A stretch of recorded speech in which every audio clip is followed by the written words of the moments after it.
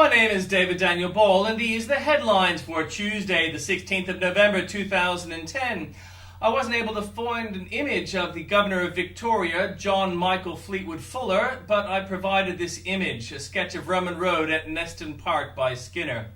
And a Bible quote, "Trouble and distress have come upon me, but your commands give me delight." Psalm 119, 143. And in headlines from Fox, like new students stepping off the school bus for the first time, Congress's incoming freshmen are swarming Capitol Hill with that mix of nerves, uncertainty, and anxiousness known as first-day jitters. But these newbies have a lot more riding on their shoulders than good grades. Israeli PM Netanyahu appears close to getting cabinet approval on a 90-day freeze on construction in disputed West Bank territories in exchange for concessions from the United States.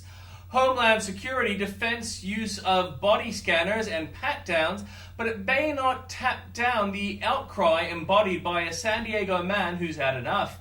12 in 2012, if Mitt Romney makes another go for the GOP presidential nomination, he'll be an early favorite. But the healthcare legislation he ushered in as Massachusetts governor could be a liability. Breaking news from news.com.au, the father of a drowned newlywed, Tina Watson, says his family is losing sleep amid the legal wrangling over the fate of her killer. A made-up word most famously used by U.S. politician Sarah Palin has been named the Oxford American Dictionary's Word of the Year for 2010. A first-term federal Labor MP has broken party ranks by advocating a change to laws that prevent same-sex marriage. Environmental crusader Erin Brockovich says she'll step in once more to help save the Californian town of Hinckley. 2 people are in hospital after a glassing at a hotel in Sydney's inner west. From New South Wales and the ACT, a machete-wielding man has been arrested for allegedly committing 2 armed robberies in eastern Sydney. New South Wales is Australia's ADHD drug capital with the highest number of children, almost a third of the nation's on medication.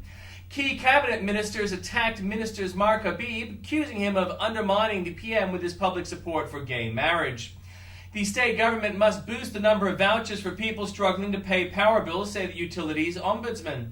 From Queensland, Premier Annie Bligh says it's regrettable a school community wasn't told about an asbestos find, but denies there's been a cover-up. The state government breached its own occupational health and safety guidelines when it decided to keep secret the discovery of asbestos at Queensland's high school. A successful bid to overturn Queensland's wild river laws would establish a dangerous precedent, scoring a direct hit on states' rights, environmentalists said. Tensions are increasing between police and the state government after senior bureaucrats scored extra pay rises in a mockery of the Premier's own wage restraint policy. From Victoria, police will issue on-the-spot fines of $299 during a 3-day blitz on dangerous cyclists. Artists have been paid to design quirky condom packets in a $50,000 taxpayer-funded art project to make safe sex cool. One of RMIT's highest-paid professors may be stripped of his doctorate after a colleague caught him plagiarizing. Victorians face another hit to the household budget with private health insurance premiums set to rise.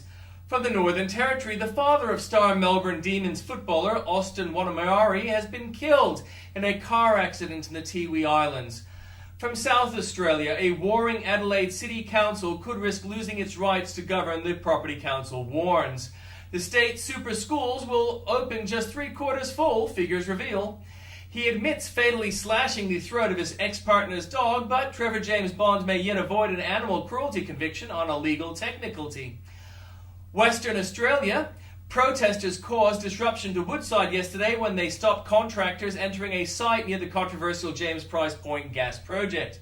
An 89-year-old Perth man will not seek compensation for wrongful imprisonment after a court ruled he could not be extradited to Hungary to face war crimes investigation. From Tasmania, a little girl died in a tragic farming accident after wanting to have dinner with her dad, who was working late in a paddock. And from the Journalist Corner, the U.S. campaign for Burma. And from Fox, as the ethics hearing for Representative Charlie Rangel was getting underway today, the embattled congressman announced he didn't have legal representation and walked out of the room. Now reports are surfacing that he used PAC money to pay his legal fees. Is this lame duck Congress going to get anything done when it comes to taxes? Neil is not holding back. Will new TSA rules apply to Muslim women wearing traditional garb? The culture warriors respond. Plus, hemming and hawing over tax hikes. What will Obama do? Brit Hume reacts. It's a candid roundtable with President Bush and his inner circle, giving a rare glimpse behind the curtain of his presidency. And in comments from Bill O'Reilly, who's looking out for you? From Andrew Bolt, Labour's broadband dream starts to pall. Just how old are these rioting unaccompanied minors? Don't know what it is, but I have the right attitude for it. Searching for Olivia. Petraeus warns of Karzai's white anting. If Swan thinks this is praise, no wonder he thinks the NBN good. Burma tempts Brown as our diggers don't. Gillard writes, Rudd trumps. Maybe they could swap places with Steve and Eddie.